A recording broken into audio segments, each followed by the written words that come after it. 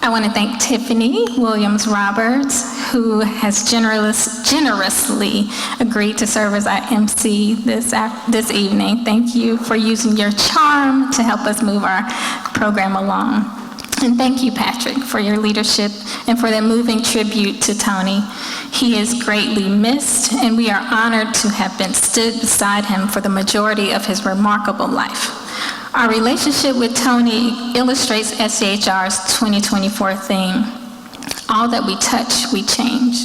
All that we change, changes us. Good evening, everyone. I am excited to give you brief remarks this evening, but first I want to recognize some other special people here tonight. As Patrick mentioned, our former Executive Director, Sarah Tatanchi, is here. Sarah, please stand.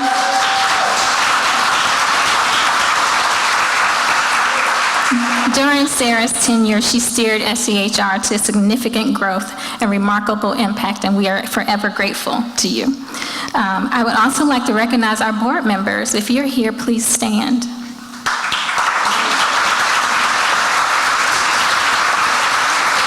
I also see a former board member here. If you're a former board member of the SCHR, please stand.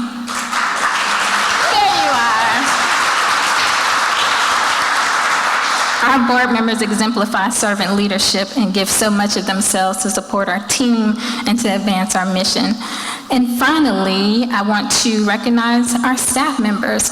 Everybody who is here on staff, please stand.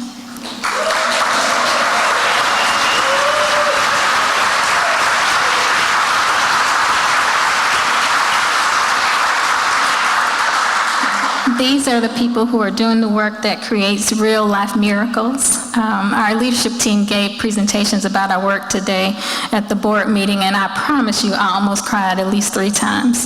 I was just so proud. Congratulations again to our honorees.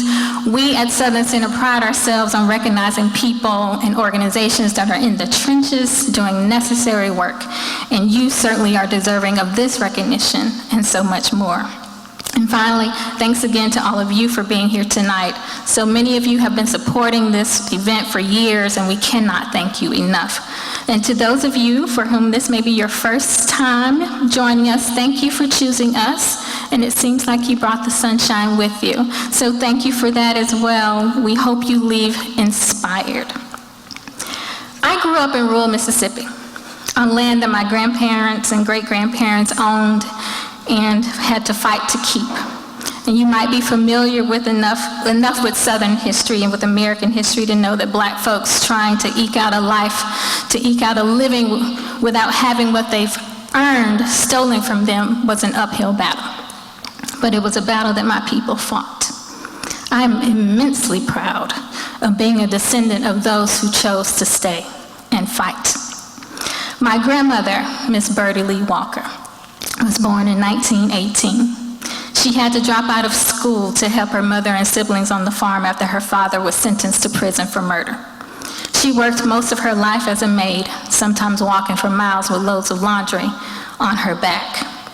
But when civil rights activists called for volunteers to attempt to register to vote in Liberty, Mississippi, my grandmother raised her hand and she said, "Here I am, send me." At the time, lynchings, bombings, and various other terrorist acts were being used to intimidate Black people from existing as full citizens, as full human beings. Despite knowing that if she registered to vote in a city ironically known as Liberty, that she would be placing her life in danger, she, her sister, and their cousin made history as the first Black people to register to vote in that town. My grandmother didn't have a fancy title or a first-class education. She was just trying to make the most out of the life she had, and she did that to the best of her ability. What she had, though, what she had was courage, she had conviction, and most importantly, I think she had vision. She did not accept that her current reality had to be her forever reality. She did the right thing at the right time because the consequences for her of accepting the status quo were more dire than the risk she faced in taking a stand. My grandmother knew her worth, and she was determined to make others know it or die trying. I'm telling you about this special lady because I wish we weren't fighting battles that she had fought and won. Unfortunately, the struggle continues today as we are experiencing unprecedented levels of criminalization of protesters and voters in Georgia. The following video highlights the ways that SCHR is choosing to fight against repression using grit and determination that would make my grandmother proud. It is quite unfortunate that we are fighting battles eerily similar to those fought more than 50 years ago, and yet we fight on. Our work requires that we believe things can be better than they are, and it requires high level of audaciousness because we must also believe that we are the ones who can make it right. We are not new to dark times, to tough times, to maddening times. And when I'm feeling angry and frustrated, I remind myself of my grandparents and their grandparents and their grandparents, and I know who all this visioning, all this building, all this working, all this fighting, all this hoping is for. This is for the men housed in solitary confinement at Georgia Diagnostic and Classification Prison who bravely told their stories in our lawsuit against the prison for the deplorable and inhumane conditions under which these men suffer. Stories of virtually identical maltreatment, locked in a tiny cell, with a toilet filled with human waste and flies, no blanket, no bed, no clothes, just a concrete slab and freezing temperatures. These men were told not to testify, not to speak to our lawyers and our investigators. They were told by officers that they would suffer consequences if they told their truths. Yet, one by one, some just barely adults testified about the horrors they encounter in solitary confinement, one even laughing in the face of those threats, telling the officer, "Do what you must," because he was committed to telling his truth no matter the consequences. This work that we do is for their unfaltering courage. This is for Mr. Bunch, a 69-year-old man in Louisiana who spent more than 40 years in prison on a case of clear self-defense. Mr. Bunch is now a free man. This is for his dream of starting his own business and the infinite hope that sustained him all those years that will also now help him make his dream come true. It is for the man sent to death row as a teenager who is leading book clubs and writing classes and meditation workshops in prison, who grew into adulthood in a cage but still finds a song to sing. It is for Miss Turner, who is here with us tonight and who will tell her own story. This work, this hope is for every single person who cries out against injustice and who gives the better part of themselves to creating a more just and humane world. Tupac Shakur wrote a poem entitled "The Rose That Grew from Concrete." Did you hear about the rose that grew from a crack in the concrete? Proving nature's law is wrong, it learned to walk without having feet. Funny it seems, but by keeping its dreams, it learned to breathe fresh air. Long live the rose that grew from concrete when no one else ever cared.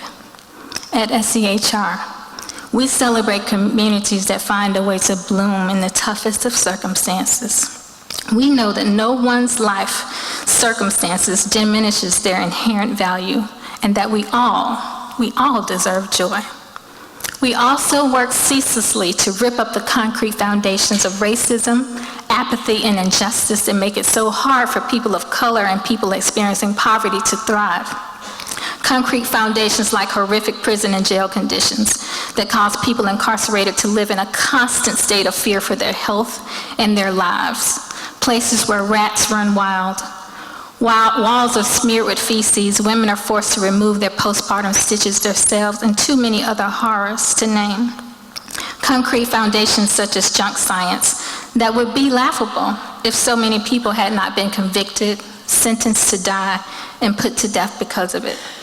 Concrete foundations such as lack of counsel that causes people to indefinitely linger in jail without representation. Sometimes we take a chisel and we chip away at these foundations, Other times, we take a wrecking ball to them. At all times, we are committed to uprooting the foundations that would stifle and oppress. There's an old song that I grew up in church hearing. It says, "I don't feel no ways tired. I've come too far from where I started from. Nobody told me the road would be easy, and I don't believe he's brought me this far to leave me." We get tired sometimes. We will rest, but we will not quit. We've come too far, and we still have much further to go. Thank you for traveling on the journey towards justice with us. Your donations tonight during our Fund the Mission will help us create something beautiful together.